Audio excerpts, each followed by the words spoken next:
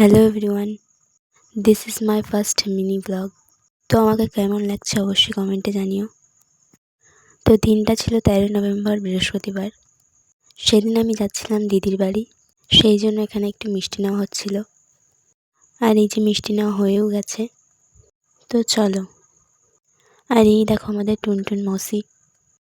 তো বাড়ি থেকে একটা গাড়ি ধরে হাসনাবাদে চলে এসেছিলাম। এরপর হাসনাবাদ থেকে আর একটা গাড়ি ধরলেই চলে যাব দিদির বাড়ি। তো এই গাড়িটা ঠিক হলো। আর এই যে আমরা উঠেও পড়েছি। আর এটা কোন ব্রিজ তোমরা কি কেউ জানো? এটা হলো আমাদের সেই বিখ্যাত হাসনাবাদ ব্রিজ।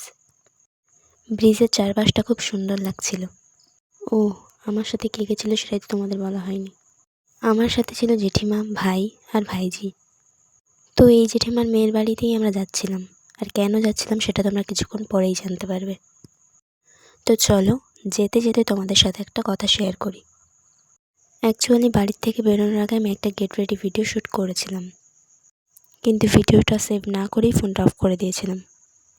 আর তারপর ফোনটা বাড়িতে রেখেই গাড়িতে উঠে পড়েছিলাম। তারপর কিছুটা এগিয়ে যেতেই আমার মনে পড়ে যে আমি ফোনটা বাড়িতে ফেলে এসেছি। তারপর গাড়ি থামিয়ে ভাইকে পাঠাই ফোনটা আনার জন্য। ভাই ফোনটা আনার সময় ডাটা অফ করে দেয়, কিন্তু আমি সেটা জানতাম না। তারপর ফোনের লকটা খুলেই দেখি একটা চাকা ঘুরছে। দেন আমি মোবাইল ডাটা অন করতেই ভিডিওটা আউট হয়ে যায়। জানি না এরকমটা হয় কি না, নাকি আমার সাথেই হলো এরকমটা। একটু খারাপ লাগছিল, কিন্তু ভাবলাম ঠিক আছে, হাসনাবাদ থেকেই তাহলে ভিডিওটা স্টার্ট করি। দেখো, আমরা অনেকটা চলেও এসেছিলাম। আর এই জায়গাটা কি তোমরা কেউ চেনো? জানলে অবশ্যই কমেন্টে জানিও। আর এই যে আমরা চলে এসেছি। তো এটা হচ্ছে সেই দিদির বাড়ি। তো চলো। তো সেদিন ছিল দিদির মেয়ের জন্মদিন, সেই জন্যই আমরা গেছিলাম। তো দিদি, জামাইবাবু এবং বাকি সবাইকে তোমাদের নেক্সট ভিডিওতে দেখাবো। তো এই যে আমাদের বার্থডে গার্ল।